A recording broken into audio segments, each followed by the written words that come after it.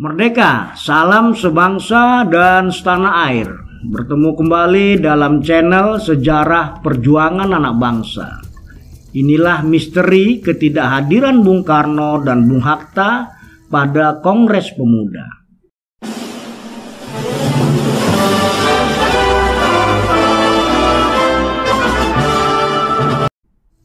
Ada sebuah pertanyaan, di manakah Bung Karno dan Bung Hatta pada saat berlangsungnya Kongres Pemuda yang kedua?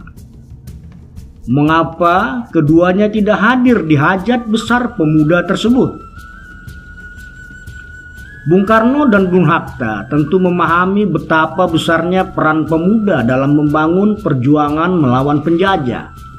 Dan kedua tokoh bangsa ini tentu menyadari gerak juang pemuda di masa sebelum Kongres berjalan sama sekali tidak maksimal karena masing-masing bergerak sendiri dan bersifat kedaerahan. Namun, mengapa justru di saat perhelatan besar pemuda yang berlangsung di Jakarta 28 Oktober 1928 keduanya malah tidak hadir? Sejarah membuktikan berjuang secara terpisah-pisah yang selama ini dilakukan nyata-nyata tak mampu membebaskan bangsa dari cengkraman penjajah.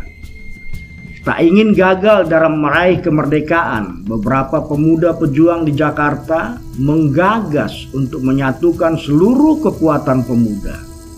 Ide ini kemudian melahirkan Kongres Pemuda pertama yang diketuai oleh Muhammad Tabrani, dibantu oleh Sumarmo sebagai wakil ketua, Jamaluddin Adinegoro sekretaris, dan Suarso sebagai bendahara, serta dibantu oleh Bahdar Johan, Jan Toule Soulihid, Paul Pinontoan, Ahmad Amami, Sanusi Pane, dan Sarbani.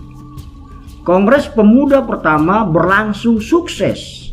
Kemudian dilanjutkan dengan Kongres Pemuda yang kedua, dipimpin oleh Sugondo Joyo Puspito, didampingi oleh Raden Mas Joko Marsaid sebagai wakil, Muhammad Yamin sebagai sekretaris, dan Amir Saripudin menjabat sebagai bendahara. Didukung oleh Johan Muhammad Taja, pembantu 1, Raden Kaca Sungkana sebagai pembantu 2, RCL Senduk pembantu 3, Johannes Leimena pembantu 4, dan Rohyani Suud pembantu 5. Dari kedua kongres tersebut tidak terdengar adanya peran dan keikutsertaan Bung Karno dan Bung Hatta dalam perhelatan besar pemuda. Ada beberapa jawaban yang dapat kita temukan untuk membuka misteri ketidakhadiran Bung Karno dan Bung Hatta dalam peristiwa bersejarah tersebut. Menurut sejarawan yang juga Direktur Blitar Heritage Society, Bung Karno bukan tidak terlibat dalam Kongres Pemuda pertama maupun Kongres Pemuda kedua. Namun sesungguhnya Bung Karno adalah inspirator, generator, dan motivator utama terselenggaranya Sumpah Pemuda. Kecintaan Bung Karno terhadap gerak juang pemuda ia sampaikan dengan tegas. Beri saya 1000 orang tua, saya bersama mereka kiranya dapat memindahkan Gunung Semeru. Tapi apabila saya diberi 1000 pemuda yang bersemangat dan berapi-api kecintanya terhadap bangsa dan tumpah darahnya, saya akan bisa menggemparkan dunia. Ungkapan ini jelas Bung Karno sangat menghargai pemuda dan berharap pemuda ikut andil dalam merebut kemerdekaan. Anhar Gonggong dalam artikelnya yang dibuat dalam edisi khusus Sumpah Pemuda pada tahun 2008 menerangkan kesaksian Maskun, seorang tokoh pemuda generasi 1928 yang juga menjabat sebagai pimpinan PNI dan bersama-sama ditangkap dan dipenjarakan bersama Bung Karno di Sukamiskin, Bandung. Maskun menjelaskan, pelaksanaan Kongres Pemuda adalah permintaan Soekarno setelah dia mendirikan Permufakatan Perhimpunan Politik Kebangsaan Indonesia atau yang dikenal dengan PPPKI.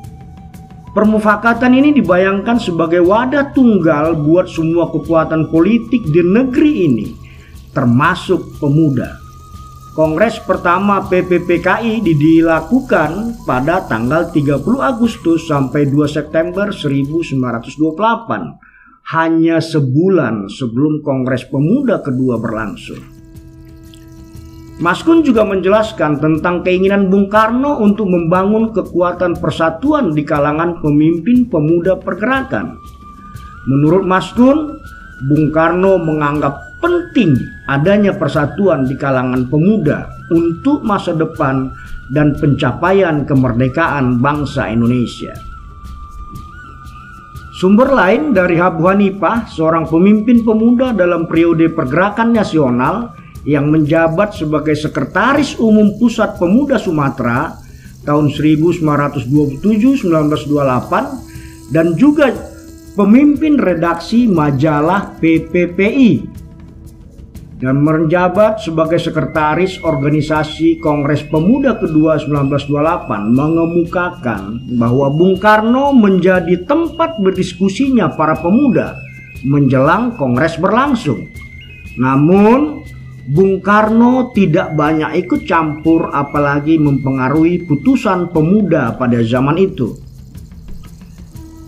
Seorang sejarawan yang bernama Asep Kembali dalam Detikcom menceritakan bahwa pada tahun 1927 adalah tahun di mana Bung Karno sibuk berkampanye karena baru mendirikan Partai PNI.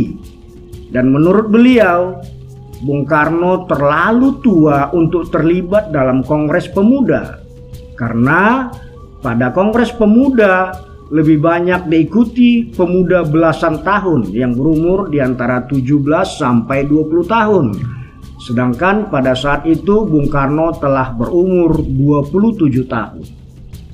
Asep menegaskan, meski tak terlibat langsung dalam Kongres Pemuda, Bung Karno tetap memantau jalannya Kongres dari Bandung.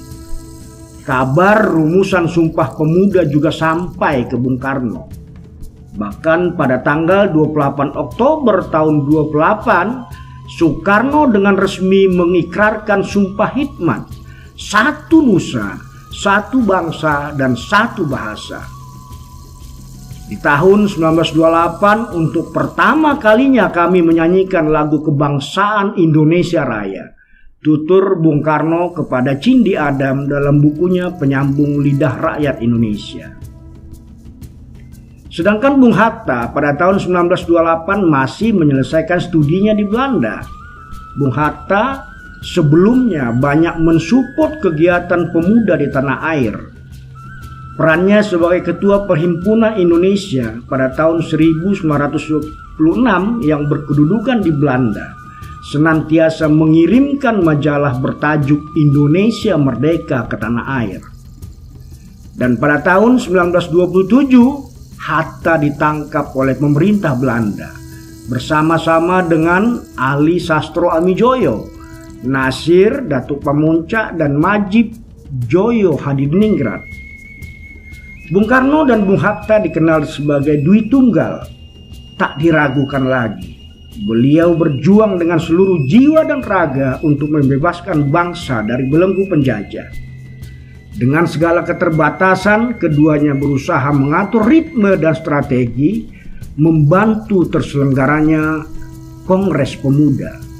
Peran Bung Karno dan Bung Hatta dari balik layar telah sukses mengantarkan Sugondo Joyo Puspito dan kawan-kawan untuk melahirkan Sumpah Pemuda sebagai pemersatu pemuda pejuang bangsa. Demikianlah kisah dan misteri ketidakhadiran Bung Karno dan Bung Hatta dalam Kongres Pemuda di Jakarta. Terima kasih.